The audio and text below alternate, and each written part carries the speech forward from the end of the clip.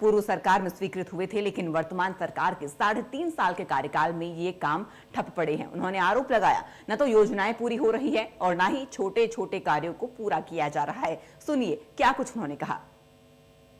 इस समय हमारे बीच मौजूद है चौपाल विधानसभा क्षेत्र के विधायक व भाजपा प्रदेश उपाध्यक्ष बलवीर वर्मा जी। जानना चाहेंगे, जिस तरीके से लगातार इन्होंने प्रश्न भी किया था, जल जीवन मिशन के तहत कुछ स्कीमें ऐसी थी जिसमें करोड़ों रुपए खर्च हो चुके हैं, मात्र 4-5 लाख से वो योजनाएं सुचारू रूप से चल सकती है। वहीं अगर डिप्टी सीएम की बात करें तो उनका कहना है कि 1236 करोड़ अभी तक जल मिशन का जो पैसा है वो नहीं मिला, नहीं तो ये कार्य संपूर्ण हो गए। फिलहाल बलवीर जी आपका स्वागत है। धन्यवाद आपका। सर, जिस तरीके से जो आपकी ऐसी कितनी योजनाएं हैं जहां पर करोड़ों लग चुके हैं, अब मात्र 4-5 लाख देने से ही वो कार्य सुचारू रूप से चल सकते हैं। मेरे चुनाव क्षेत्र में जल जीवन मिशन में 1 अरब 32 करोड़ के कार्य हो रहे हैं जी।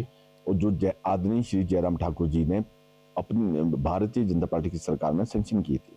बड़े दुख के साथ कहना पड़ रहा है कि 3.5 साल के कार्यकाल में वो बिल्कुल ठप इन्होंने रखे है। कोई भी स्कीम कंप्लीट नहीं कर रहे, कोई भी स्कीम में कार्य नहीं हो रहे।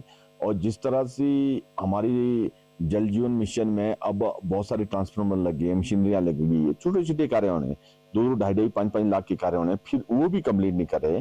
मैंने यही बात विधानसभा में कही है और हर बार ही कहता हूँ, आश्वासन मिलता है पर ग्राउंड लेवल में कोई भी कार्य पूर्ण नहीं हो रहा है। ये बड़े दुख के साथ कहना पड़ रहा है।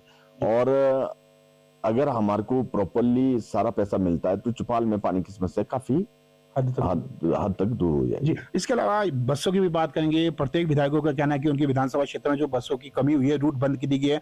चौपाल विधानसभा क्षेत्र की बात करें तो कितने रूट बंद हुए हैं और कितना लोगों को परेशानियों का सामना करना पड़ा है? चौपाल विधानसभा क्षेत्र के अंदर 32 रूट बंद किए हैं। चौपाल एक दूर दराज का क्षेत्र है जी। और बसों की बहुत जरूरत है। जो 70 में बसें लगी थी हमारी, वो बस रूट भी बंद किए और हमारी चौपाल की बसें इन्होंने आरे परे शिफ्ट की है, जहां इनकी कांग्रेस के अपने विधायक है। बड़ी दुख के साथ कहना पड़ रहा है, हर बारी विधानसभा में आश्वासन मिलता है पर बसें ये दे नहीं रहे और विपक्ष के विधायकों के साथ जो अन्याय कर रहे हैं ये बहुत दुखद है। और हर बारी हम उठाते आश्वासन मिलता है पर ग्राउंड लेवल में बसें मिल नहीं रही है। पर इस बारी भी आश्वासन दिया है, हम आशा करते हैं कि शायद इस बार कुछ बसें देंगे। अगर देखा जाए बसें ना लगने का पीछे क्या कारण है? अगर डिप्टी सीएम का कहना है कि कई क्षेत्र तो ऐसे हैं जहां पर जो आपदा अत्यधिक आई है, सड़क मार्ग अभी भी क्षतिग्रस्त है।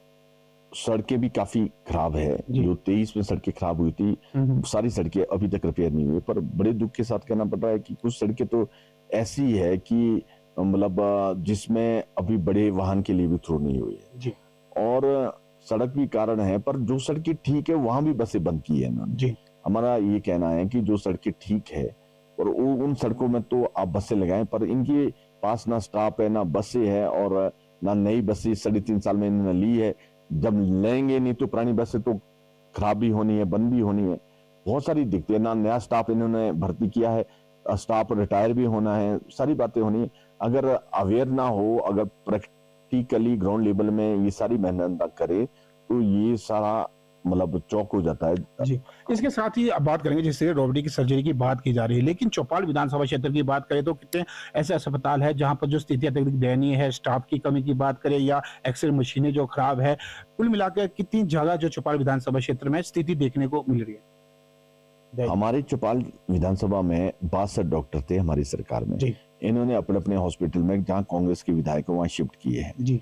और रोबोटिक सर्जरी की बात कर रहे हैं पर अभी तक अल्ट्रासाउंड भी बहुत हॉस्पिटल में हिमाचल प्रदेश में नहीं है।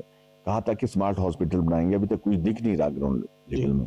अभी तक ये सिर्फ बजट के बुक में और भाषण में ही सीमित है और पब्लिक को इन सभी चीजों की सुविधा नहीं मिल रही है। जिस तरह से कांग्रेस ये सोचती है कि 5 साल हम भाषणों से ही चला लेंगे और आने वाले समय में कांग्रेस को इसका बहुत सामना करना। क्या लगता है आपको, पक्षपात की नीति अपनाई जा रही है? बहुत ही पक्षपात की नीति अपनाई जा रही है। जहां विपक्ष के विधायक है उनको ना स्टाफ दिया जा रहा, ना वहां कोई और सुविधा दी जा रही है। जहां कांग्रेस के विधायक है, स्टाफ वहां शिफ्ट किया जा रहा है जी। ये थे चौपाल विधानसभा क्षेत्र के विधायक। इनका स्पष्ट रूप से कहना है कि कहीं तो कहीं जो विपक्ष के लोग हैं इनके साथ कहीं तो कहीं भेदभाव किया जा रहा है और उन क्षेत्रों में जो स्थितियां वो अत्यधिक दयनीय है।